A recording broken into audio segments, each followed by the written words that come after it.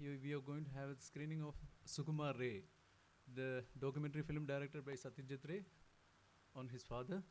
And it was done about 30 years back, and now NFA has done a wonderful uh, restoration of this film.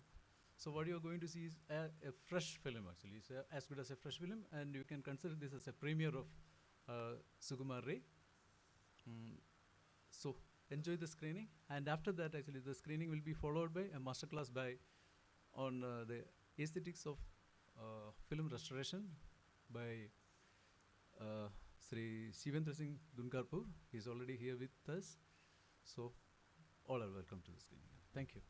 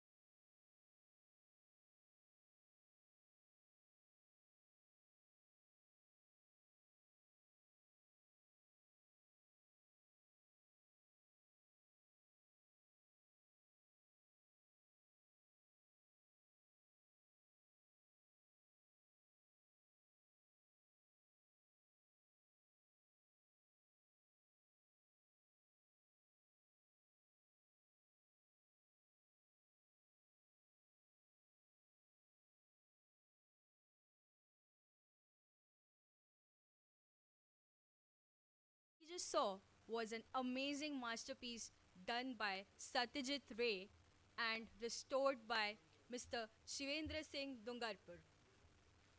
Shivendra Singh Dungarpur is an award winning filmmaker, producer, and film archivist.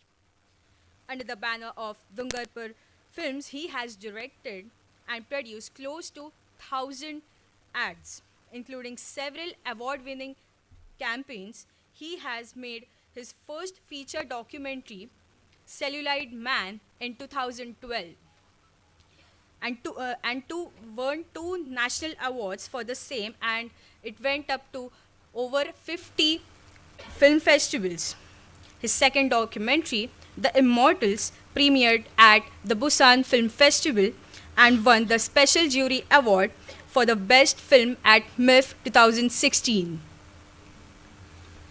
He is the founder and director of Film Heritage Foundation, a non-profit organization dedicated to preservation of Indian film heritage. It is the only non-government organization in the country working in the field of film preservation. Shivendra Singh Dungarpur sir was elected to Executive Committee of the International Federation of Film Archives, that is FIAF, for a third term in 2021. He is also a member of Board Trustees of MAMI, that is Mumbai Academy of Moving Image. Can we have a huge round of applause for Mr. Shivendra Singh Dungarpur? The team of MIF welcomes you. So, who is ready to embrace the, sir will be giving us, sorry, apologies. Sir, the podium is all yours. I'll just take a mic and I think, Yeah. just give me a mic. Okay, thank you. Thank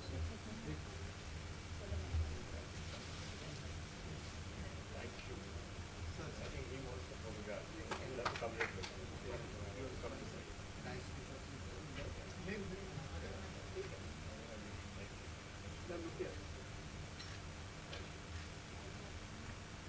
Thank you. It's a very heavy thing.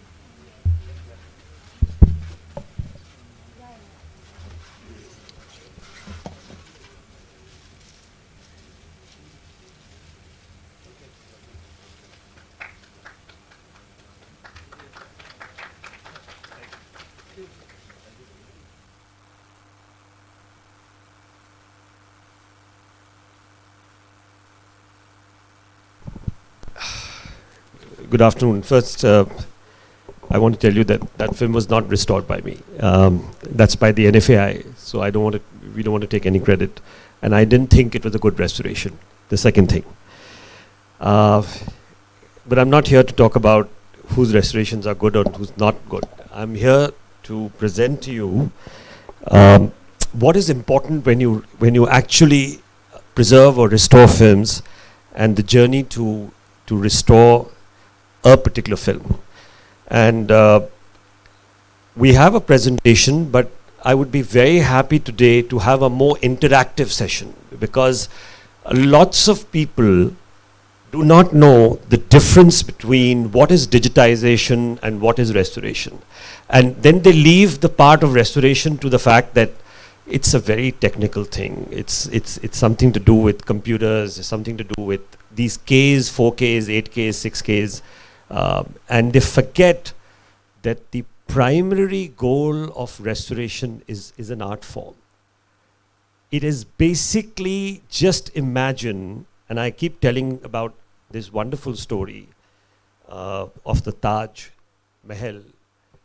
15 years ago, when Mayawati was the chief minister, there was a picture of one of the marbles which fell out of Taj Mahal. And the people who were handling the Taj at that time quickly went and across and picked up a very beautiful marble, much better than what they thought the Taj would have been built by. And they put it across the minarets. It was one of the minarets. And then they realized that that marble looks better than the other marbles. And it's not matching with the real original minaret. And there was a huge outcry and thing. And then they had to go back to the quarries, to the place where Shah Jahan, which is in Madhya Pradesh, where he brought the marbles from, exactly the same place, so that when you put it back, you can't make out the difference between the original and the real.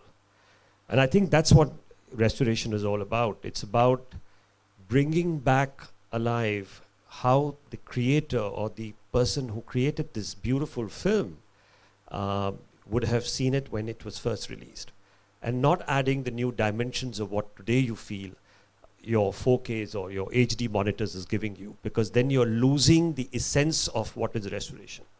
But we're going to start with a presentation, and we have the first slide.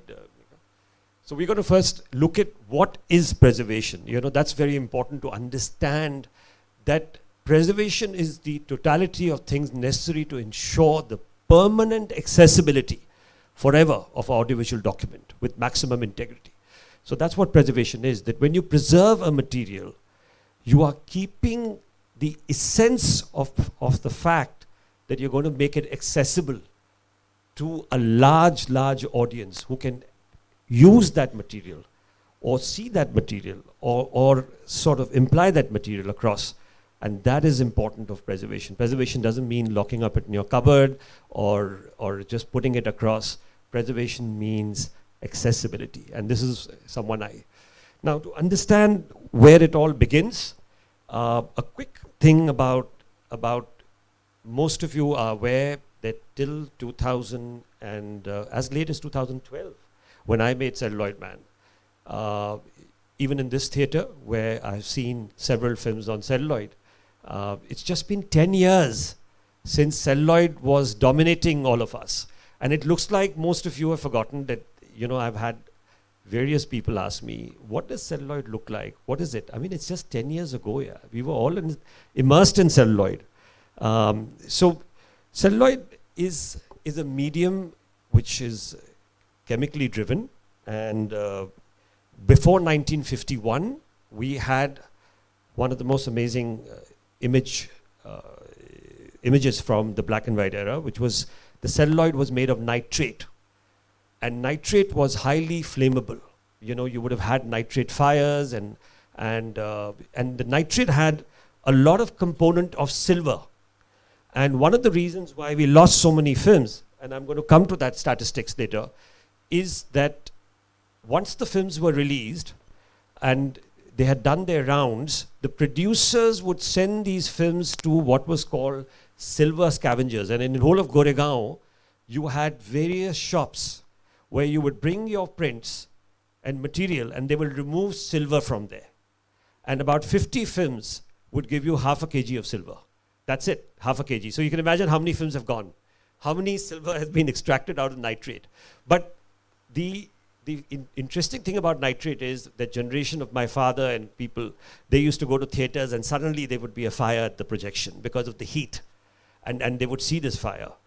And a lot of people do not know that Dadasaheb Phalke, the father of Indian cinema, when he made Raja Harishchandra in 1913, that's not the 1913 version, because he was taking it, because we know about the actors which changed.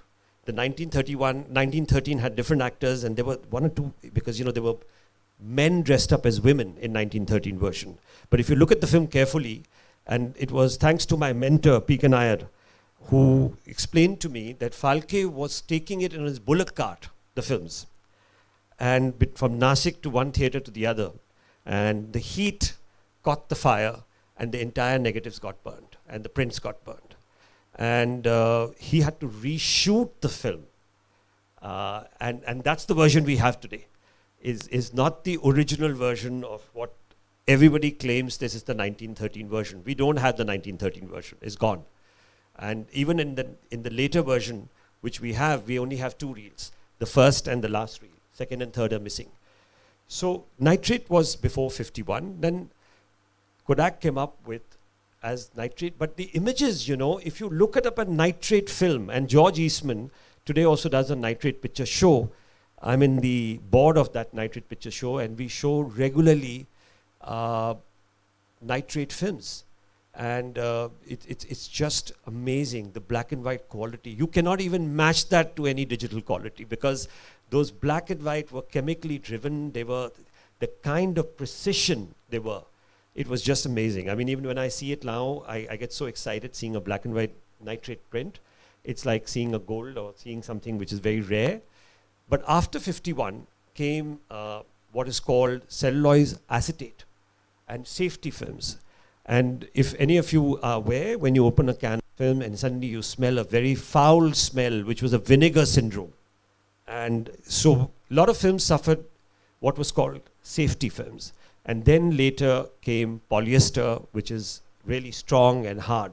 So film has been a very fragile medium. But the important thing is, 2 years back, we did a workshop.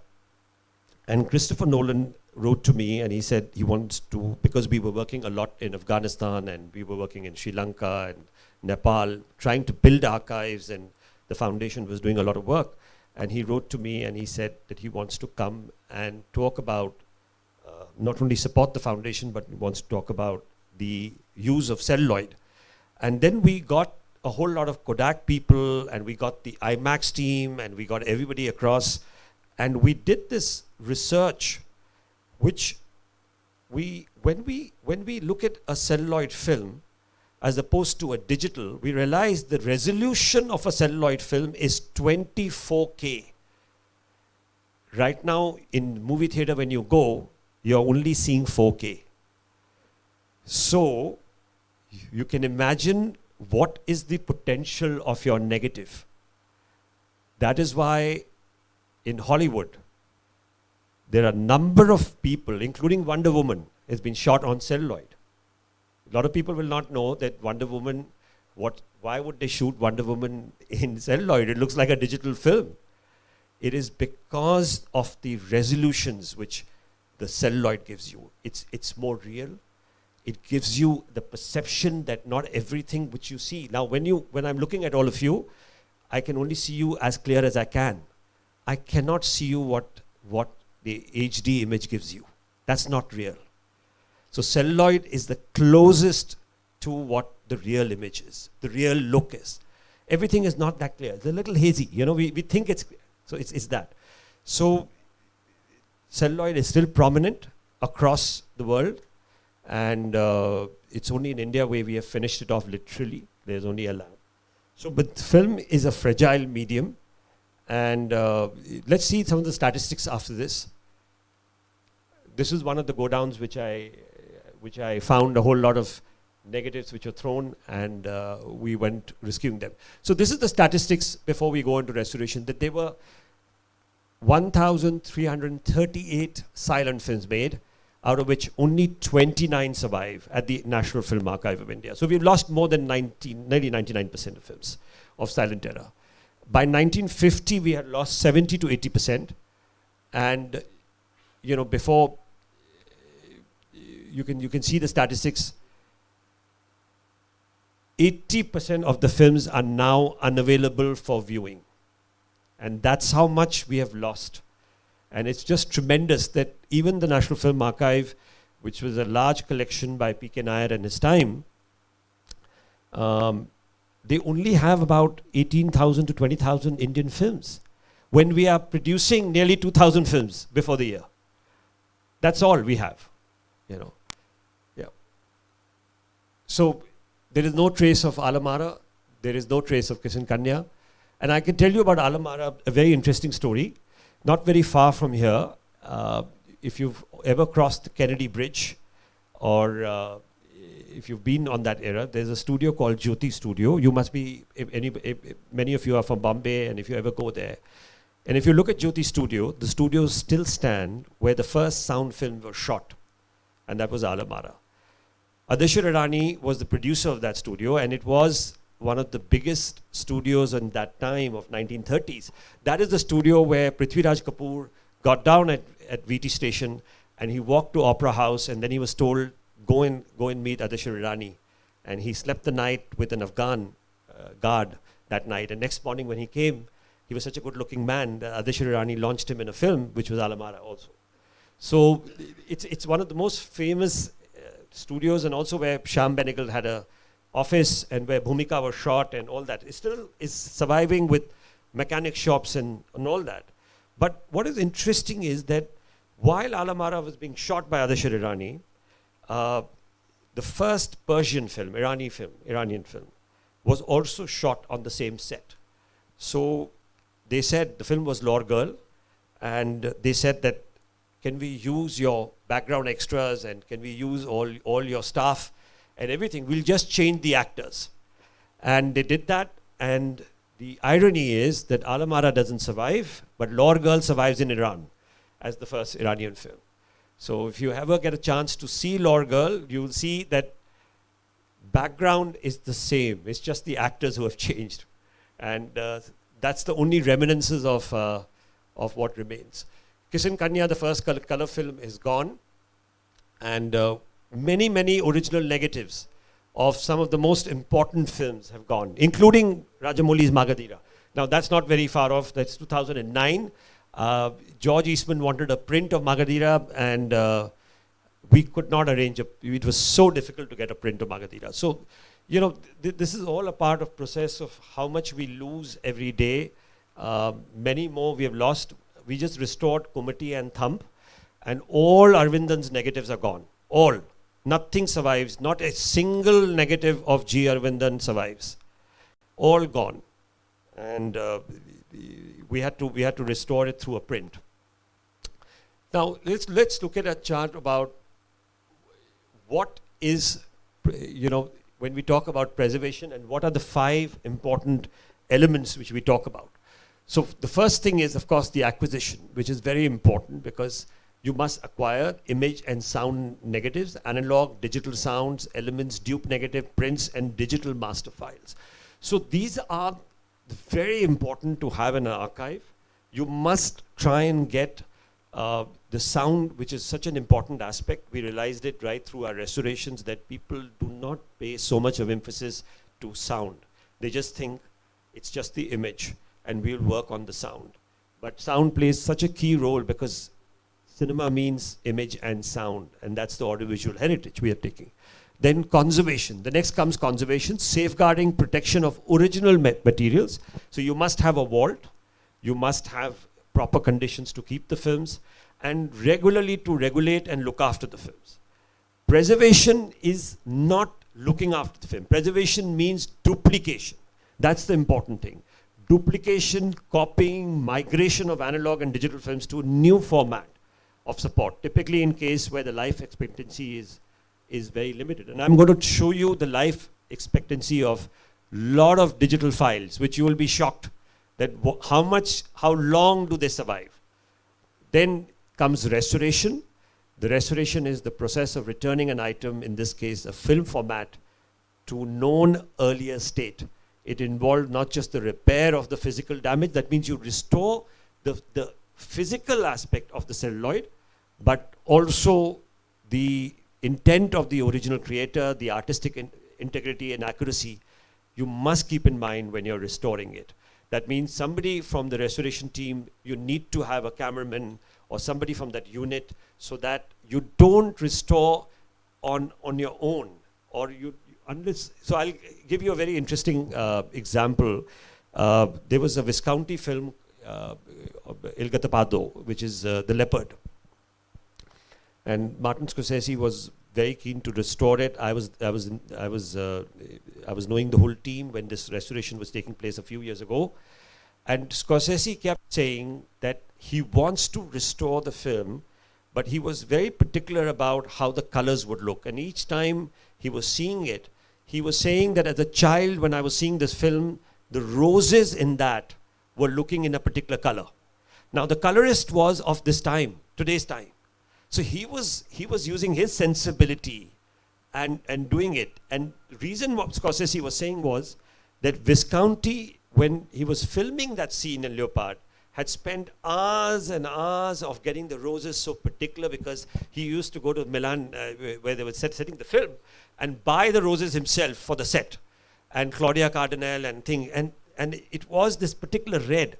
And Scorsese remembered, and I think they redid the restoration till they got the color absolutely perfect, to what he thought the film looked. So your research is very important. When we did Kalpana, for instance, there was a whole research team which went into finding out how the film looked, who are the people involved, what was the kind of the technical facilities available, where was it, which was the lab, what were the conditions of the lab, because those are very essential elements. You don't just restore just thinking about, okay, fine, this is the film, I need to digitize and I need to restore. Then accessibility we have spoken about, that it's the most ultimate goal of an archive, and purpose of conservation and preservation and restoration is to achieve accessibility. That means making it available for public to view in many ways or access it. Yeah. Now, I want to just talk about the differentiation between digitization and restoration. So you will read many places where people just talk about this element is restored. But is it really restored? Because restored means a particular way. It could have been digitized, So people do not really make out the difference between digitization and restoration. So what is digitization? Digitization of a photochemical film transforms motion picture material from physical incarnation into a software encoded approximation. That means there is a software encodement. That means it's been on a software which is encoded now for future restorations. And it could be said that of a simple act of digitizing an analog film produces a new and different object, thereby providing license to modernize appearance or rationalize variance from the original. So this is what digitization literally means. It means that you're not touching the image. You're simply transforming it into a digital encoding, which then can be used for restoration purposes or whatever purposes. And it's very important in what formats are you doing it. We are not going to talk about too technical a thing because there are so many formats and so many resolutions which you need to digitize. And what is the best form of digitization for different formats in different archival procedures, that is also there, which we can, on a personal level, you can write to me and I can tell you and how to do it. But that's a very long process, and I think one of the drawbacks which I find in people is the standardization of what is called a particular format which you need to digitize the material. Whether should we use, what is the resolution we should use, and that cannot be givens. That is for each archive to have a different. There's no standard form. There is what the archive requires. Yeah. Now this is one of the process of what the digitization process happens. So you start with, first the material comes to you, you catalog the material, which is very important. Paperwork and documentation in archival proceedings are the most important element. So you catalog, then you select the film, you copy the selection, clean, repair, scanning, post-scan, quality check, and then you can see the second part is restoration, which I'm going to show you separately. But just look at the first part, quality checking and metadata logging. So this is a very simple process, but you cannot forget this simple process of looking at whether it's the digital or it's the celluloid material. There is a process which every archive needs to follow. Yeah. I'm going to get into the different scanners. This is the scanner which is also an NFAI now, which is, just go back to that, which is the AriScan XT film scanner. And I'm going to talk about, you have a dry gate and a wet gate scanner. I don't want it to become too technical. But yeah, in the market, if you look at it, next one. There are so many scanners, and everybody asks me, which is the best scanner to have in your thing? And I always smile at this and I say, did Satyajit Ray have the best camera to shoot Pathir Panchali? It's always the people behind the machines. I again repeat, you can do what you like, you can give it to the best, but if you do not have the best people working on it, and scanning is such a key thing which we forget. We treat it like a Xerox machine, We've given it for scanning, wo scanning hoke aa jayega, and then we'll use it, it's fine. It's exactly like in old times when a DOP used to shoot and he used to sit with the lab and used to correct physically each and every frame, the light, scanning also understands that. It depends on what frame rate you scan. And I've had a big labs here who I've had, because I've had the opportunity to work with the best in the world and in one of the Indian labs also. And I've had them ask me, do you want top quality or do you want medium quality scanning? And I used to wonder, what does it mean? Scanning means scanning. You do only the best. Best means there has to be only one way to scan the thing. There can't be quality checks on that. Because by setting up quality checks itself, you start believing that they do not know their job. So scanning is one of the key parts of it.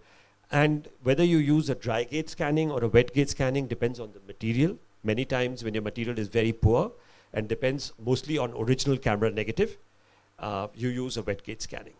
And if the material is in a decent condition, then you use a dry gauge scanning. And ARRI scanner has both. Prasad has a Scanity, and in the market there are different scanners.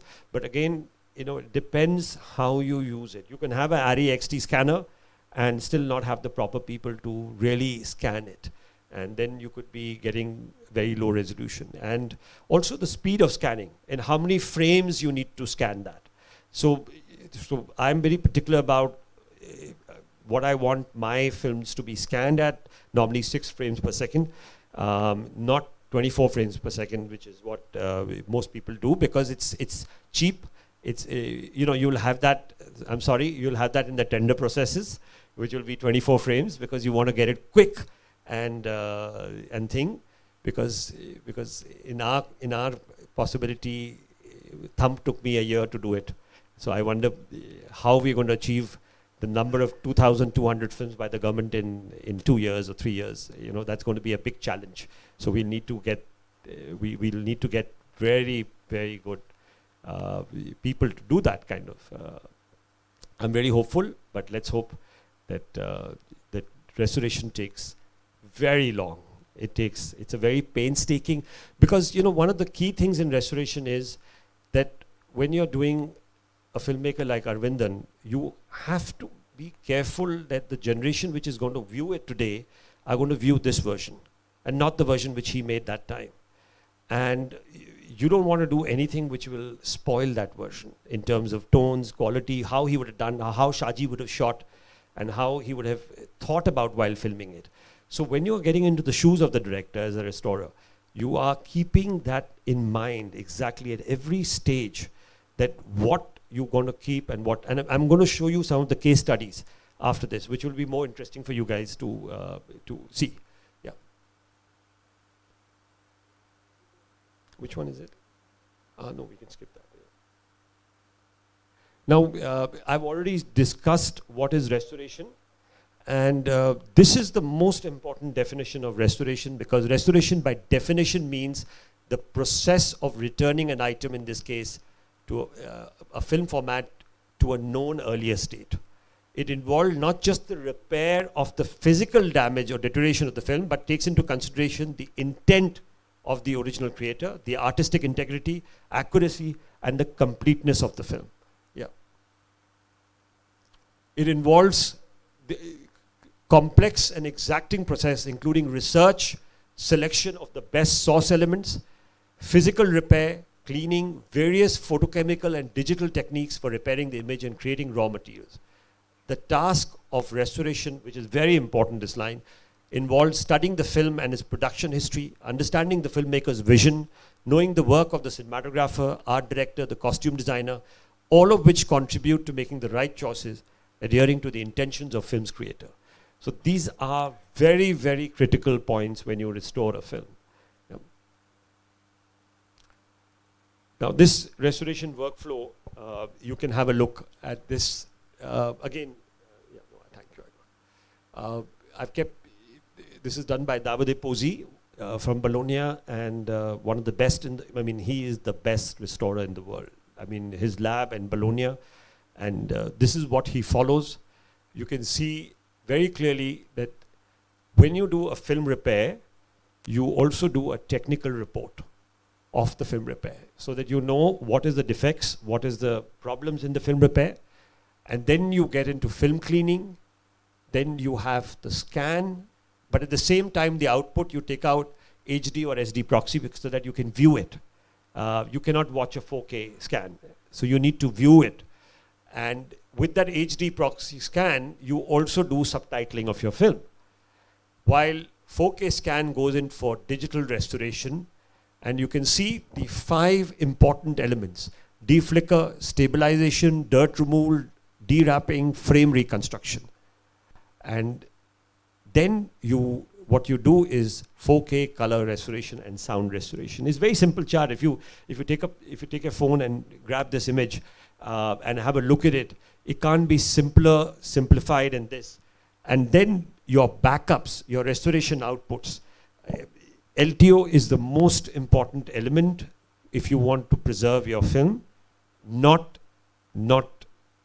hard drives. And we have the chart immediately after that? Okay, I'm going to show you the chart after this, which is, we'll go to the next one. All right, so this is the lifespan of a different media. If people are not aware of this, how much does a CD or DVD last? 3 to 5 years, hard disk 6 years maximum. LTO is 30 years, that's why we talked about LTO. Magnetic storage 30 to 50 years, and celluloid, you are able to do a Lumiere film even today. And that's 126, 130 years. Now, what is an LTO? Linear tape open. So all the films, when you come into a movie theater, what you see is digital cinema package, which is DCP, which is your 4K resolution. That is stored. The raw files and all the material is stored in a LTO. And the reason for LTO is that your migration is very seamless. There is no kind of different levels of migration, but it's an easy transportation for one. But since digital has come, and I was in a forum with ScanDisk and all these and Amazon and thing about 5 years ago. And I must tell you, an interesting conversation which was happening. Amazon said that we have to make sure that people keep buying the hard disk. And along with ScanDisk, actually this whole thing is a marketing tool, right? Which we all fallen prey to. There's nothing else we can do but be part of this whole marketing tool. And the reason why celluloid was killed, because Kodak could not come up with a long-term preservation tool. And they had come up with something. There was a magnetic kind of a disc which they had come up with, and that was a discussion about 5 to 6 years ago, I remember this. And Kodak had failed to come. And then Amazon took over. So the reason you continue to buy hard drives and reason is this, it's nothing else but a marketing tool for you to keep buying, like your mobiles. They'll keep changing the format. So the LTO also realized that if I need to sell you an LTO, I must have that machine corresponding to that. But I must keep changing the numbers. So if I store an LTO 4, you need a machine of that LTO 4. But when the LTO 6 comes, that machine becomes redundant. So they force you to buy another machine, expensive. So now we are nearly on to 11, or I think 10 or 11 is coming. And you need a correspondent machine with that. That means all the previous ones are redundant. So if you have something on a LTO 4 today, you will not be able to transport it onto LTO 11. It's exactly like what they do to your mobile, because how else will they keep selling this to you and you keep buying it? And that is why celluloid, Lumiere Brothers, you can just pick up an 1895 film. It is still intact. You take it to a scanner and you scan it. And that's what it is all about. So we are all fallen prey now to the technology and the marketability and how these powerful corporates have controlled our magnets. Yeah. So just quickly, I want to do a bit of case studies and show you some clips. This was the first film, a turning point in India, and which really turned, because when Scorsese was trying to restore Kalpana, Pandit Ravi Shankar had told him about his brother's film, Uday Shankar. And many of you youngsters who are here are not aware that Pandit Uday Shankar was a great classical dancer. He had formed a new form of dances, and when he had come back from America, he started a school in Almora in the Himalayas, because they asked him, what you want to do? And he says, I want to have a school in the Himalayas. And the name of the school was Kalpana, imagination. Can you imagine all the students could be there, the all day your classes would be to imagine what you to do that day. Imagine you're dancing, because I saw some of the photographs, and he was taking classes to all the students, and Gurudat, Keluchan Mahapatra, Ravi Shankar, some of the great legends, both Zora Sehgal and her sister, before one of the sisters went to Pakistan, they were all students of this great school. And it was at that time that he had conceived this idea of making a film. And Gurudat, who was studying there, learning choreography, because Gurudat started his career at Prabhat as a choreographer, typed the script. And because he knew typing, and that's why he was chosen also to be in the school at that time. And Kalpana was conceived, they shot in Chennai, and it was made in 1948. And Scorsese was very keen to restore the film. But at that time, you know, it was difficult for him to get the film. He didn't know many people, and that's how our collaboration between mine and his began, with that particular film, where we were able to send it across to Bologna and restore it. And I knew that if this film gets restored in the best particular way, it will lead the other films to find recognition in other places in the world. And that's how Kalpana was digitally restored. I have a small clip from Kalpana, which is before and after. Yeah, that you can skip. We can go to, yeah. So this is before and after. You can see, again, no negative was remaining of this film. तो आप सोचते हैं इस कहानी से एक film नहीं बन सकती? नहीं, हमने फिल्म कंपनी खोली है पैसा कमाने के लिए। कोई ऐसी कहानी लिखो जिसमें आशिक माशूकी, साजन सजनी, हाँ, बॉक्स ऑफिस, लेकिन कुछ देश का भी तो ख्याल कीजिए। इन बच्चों का ध्यान कीजिए। ये बच्चे ही देश और इंसानियत के भविष्य हैं। इनको आप बर्बाद न करिए। कम से कम मेरी कहानी को पूरा। Yeah, so you could just see a little glimpse, another glimpse.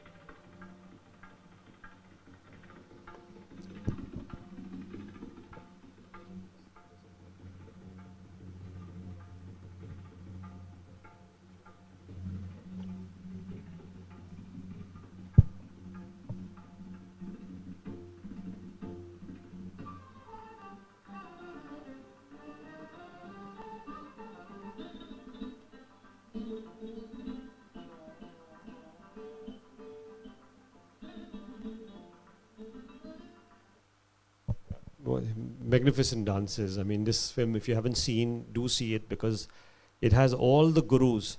And Uday Shankar used to say that they couldn't understand, the shots. So they used to perform the puja, and the shoot used to go on till late night, because the guru, all the great gurus of our Indian classical dance were in this film. And this also inspired a great deal of Chandralekha, which was Vasan, who made on the drum dance and thing. I'm going to show you a video of Appu Trilogy Restoration, which was done by Criterion. And that would give you really, it's how long is that? 5-6 minutes. But it gives you the sense of what goes into that restoration. And I think, and I'll touch upon a bit about Thump and thing very quickly, but this film will really set how restoration needs to be done, and the kind of damage which was to the negatives of these films, and they were done in Bologna in the best practices. So have a look at this film. Yeah.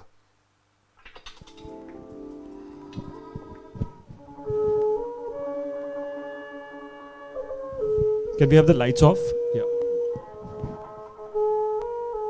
The Satyajit Rai Preservation Project really started with Rai receiving an honorary Oscar at the 64th Academy Awards. The producers who put together that telecast had a lot of difficulty in assembling the clip package. The prints they found were beat up, scratched, mangled, missing sections. So a coalition of the Academy and nonprofit foundations started an effort to preserve Rai's films.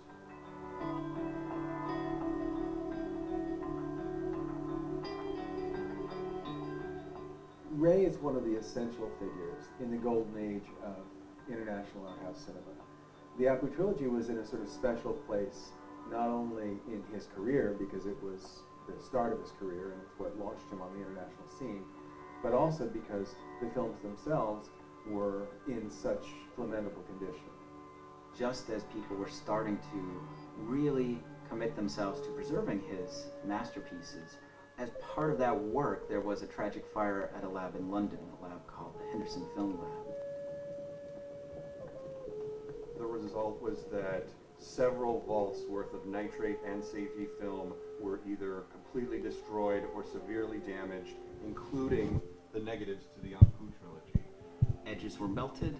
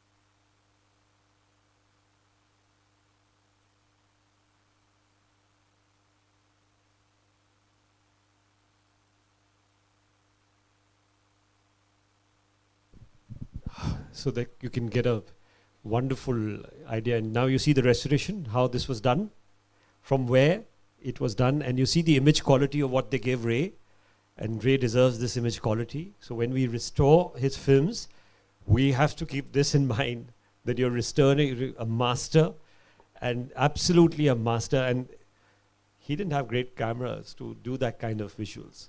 You know, he just was a great master. He was an artist. Give him anything, he would paint on it. That's the beauty about restoration. It's exactly about restoration, that restoration is an art form, and we've got to respect that. It's not a technical form. It's not a technical solution to a film. All right. We don't have that much of time left. We can go a little ahead. I would have touched upon, I mean, there's so many things we could have discussed. We can go ahead. Yeah. You've already seen the film, so it's given you a fairly good idea about I was involved in these 2 restorations of Kumati and Thump. Again, I won't show you the clip because you'll be seeing the film, and already because I think we're running short of time. You can go ahead with the foundation. I'll quickly run. Yeah. Thump is what we just did. It was premiered at the Cannes Classic, and we had a really outstanding reception of there, and they declared it the best discovery of the year. The Cannes Festival director himself said it was the best discovery of the year, Thump. It was a film which we did not have the print. We had a dupe negative from a print, which didn't give us a latitude, but it was a very complicated restoration, which we went through over a year. Yeah. And I'll quickly run through the foundation, what we, yeah. We've just started with the 8K digitization of Maniatnam's, all his movies which were produced by him. This is the new technology which is coming up on 8K. So this was an experiment. These were the very first films we attempted, which, whether it's Roja, Thiruda, or any of his films, we decided to take it onto 8K, and which is what I told you, the marketing tool. Very soon all your theaters, all your TVs and everything will go on to 8K. So there is never stopping this case, you know, they'll just keep going. But this is just about Film Heritage Foundation. We are dedicated towards conservation and preservation and restoration of films. And yeah, these are our board of directors. We have a whole lot of people from the film industry who are part of this. We've done several training programs. Our first training program was at Films Division, so this is a very emotional place for me. I have wonderful memories with Kunduji, people who have worked with Kunduji, and Anil, who they've all retired now, but this is a very important sacred place for me. Films Division has always had a very, very special. I was also member of the museum committee with Shyam Benegal and many, many such association. So one of our first workshops, which we started our career in terms of the foundation, was done at the museum, which is now the museum. That time it was all empty spaces and the museum was being built. So we've conducted several workshops. These workshops are annual. Last 2 years we have not had. But if anybody is interested in film preservation, these are the workshops conducted from people around the world. And these are very good training programs for you to understand preservation and restoration. Yeah. We've also conduct children's workshops. Yeah, you can. And these are some of our objectives. We also want to build a world-class archive and exhibition, because like America, like anywhere else in the world, there's a governmental institution, but there's also a non-for-profit institutions like MoMA and many such institutes. Even the Academy is a non-for-profit. So there is a Library of Congress, but there is also and that's how the public-private partnership should function. It just strengthens the fact to public resources, because not everything we should expect the government to do, because they also have limitations and they have a certain ways of looking at it. It's for us to come forward and help the government in achieving their goals. So, yeah, we can just go ahead. Yeah. Okay. So, I mean, there's any questions anybody has, please ask, because we've already run short of time. But I'm happy to answer any questions if anybody has any kind of questions.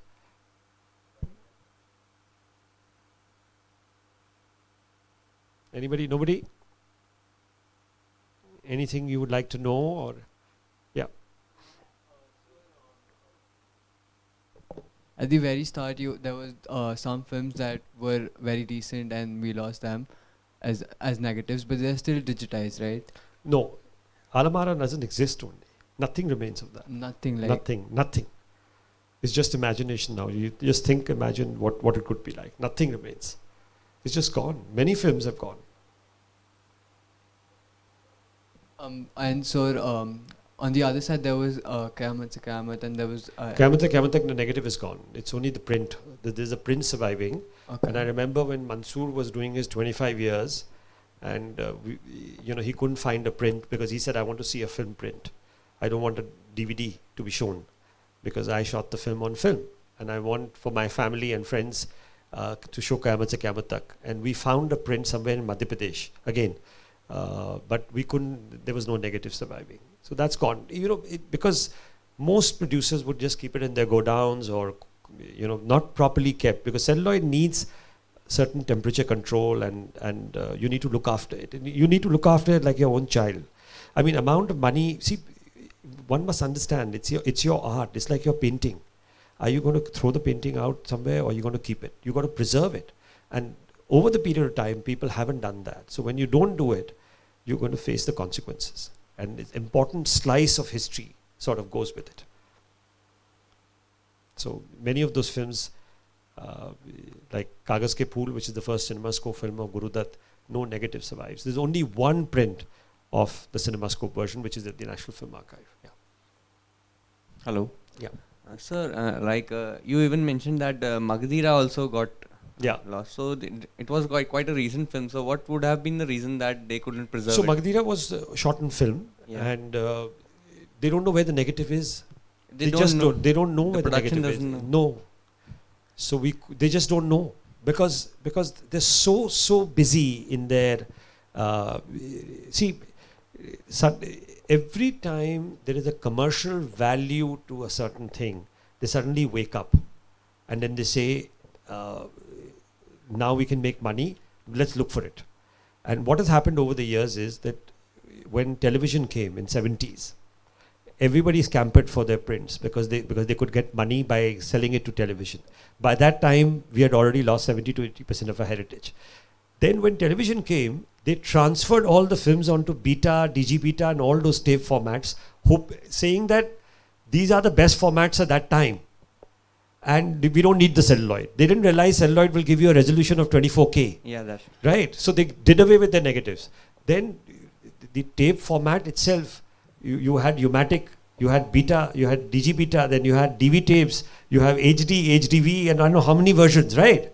So each time they would keep transferring it and throwing away the celluloid, not realizing it. Now when you're trying to find them, half of it is gone. Or, many times we are finding prints which are lying here and there, projection prints which are badly damaged, which are badly kept.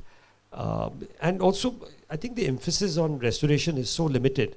And that's why I personally have a problem with this tender system of the fact that you can do mass digitization or mass, because that's the whole ethics of how you look at a film. It depends how you look at it, either as an art form or as a commercial. And Indians, by and large, our market has been very commercial. We've always looked at films as a very commercial property. We have not looked at it as an art form. But we must remember that the film is a medium. It's for you to decide. There are enough people who are making independent films, avant-garde films. I mean, look at what's happening in Cannes. I mean, I don't want to get into that, but Shaunak Sen won. What a wonderful film. I mean, does he get the same recognition as what others would get? A Bollywood star walking on the red carpet. Those are the very large questions, but it answers my thing back that some of the art form films is still doesn't prevail because not much attention has been given to those films. And they used to take out one print or two prints because where would they have the opportunity to spend that kind of money? And that's why the loss has been tremendous. Many such films have gone. There was this film called Badnaam Basti, which was meant to be the first gay film in India, which sort of, and we couldn't get the materials. Materials lying in Germany. And they're still not getting permission on various reasons of why they can restore that film. But it is not. It was labeled because there were two men who were just friendly in the film. And then everybody labeled it as something which was not meant to be. So we have lost a lot of our films for various reasons, yeah. Even digital, you know, you need to preserve it in a particular way. Yeah. Yeah. Hello, yeah. Sir, you said at the start that the very first Indian film which Dadasaheb Phalke made in 1913, it got completely destroyed. Yeah. And the videos which we are seeing on YouTube are the ones which he made again. Yes, that's right. But the year mentioned in all of those videos in 1913. So Yes, did he yes. make the same film in the same year? No. So he made it, I think, if I remember correctly, I have it written down, I think he made it after a couple of years. He made it after a few years because he had the costumes, he had all those things. And then he went and reshot the whole film. And the reason why we knew about it is when Nair Saab went to collect all the film material from his family, he got a diary of Phalke, which is now missing. Nobody knows where it's gone. And he also got Kalya Mardan, which is 1919 film. And what he did was, with the help of the diary, he joined the Kalya Mardan film because they were in fragments. Which is what Mandakini, his daughter, if you've seen that film of Kalya Mardan with that snake, you know, it's about Krishna and it's about that. It's a beautiful film. And that was joined at the FTII because that time archive was not there. They were operating out of FTII and it was joined by him frame to frame, keeping Phalke's diary. And in that diary, he found that that's how they discovered that the original version has gone and he had to reshoot the films and some actors were not available which were there on 1913 and some women had started acting. So those details are there in the diary and that's been published also. So, but the norm has gone as such that 1913 and people have started saying, I think they're too afraid to say that that has also gone, you know. Thank you, sir. Thank you. Yep. All right, thank you very much. Thank you. Thank you.